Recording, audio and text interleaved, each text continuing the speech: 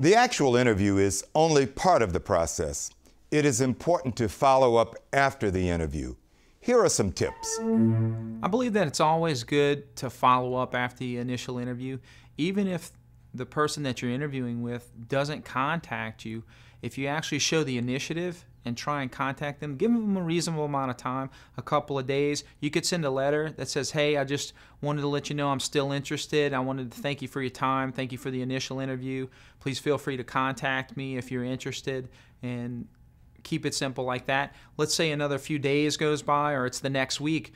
There'd be nothing wrong with calling and say, hey, just want to let you guys know that I'm still here if y'all interested. You know what? That shows a lot from the standpoint of when you're going to hire somebody. Let's say you have two people that you're interested in.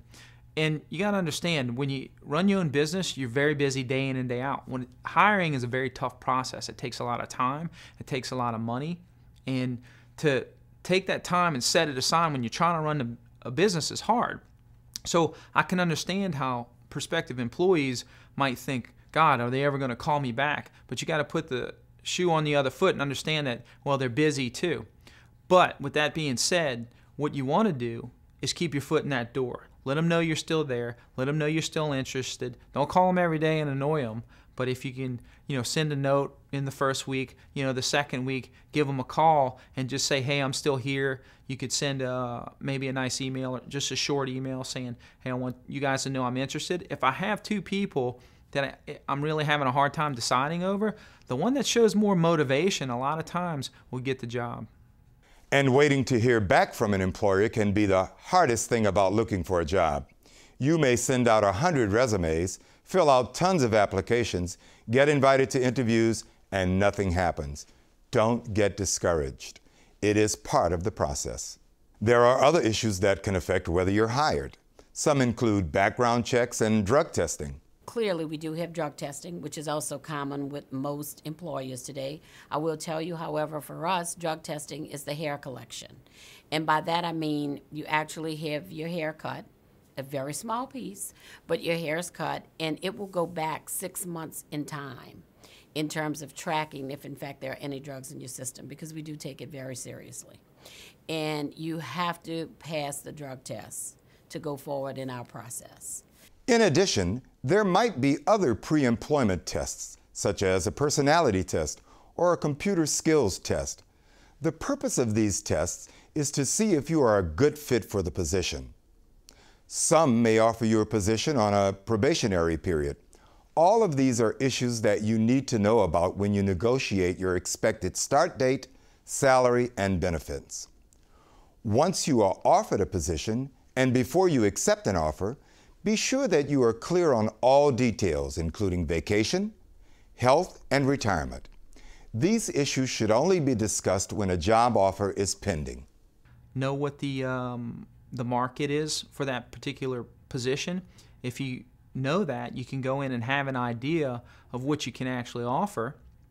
In addition to that, you'll know what to expect in the future, so you don't price yourself too low, which I have seen people do. I've seen people, when I say, hey, what do you need to survive? They say, well, whatever you want to pay me. Don't set your standards low. I think every salary has a range. And with that range, you have people that may come in and have no experience, but they have the best attitude in the world. You can tell they want to work, they're excited, they can be trained, it can be done.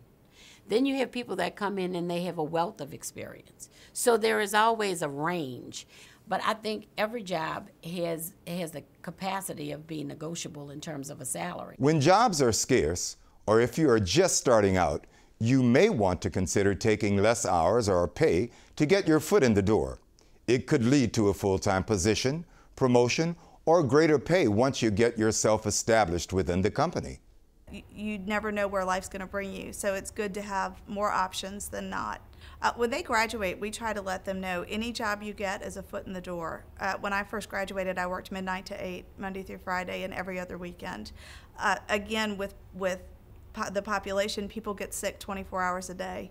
So we try to tell our students that you never know what job opportunity you're going to have, but one job usually leads to another. I think it's always important as you come through an interview process and then that contract or that decision is made to bring somebody on board, that you're clear about what your circumstances are. So what is the appropriate notice for your previous employer?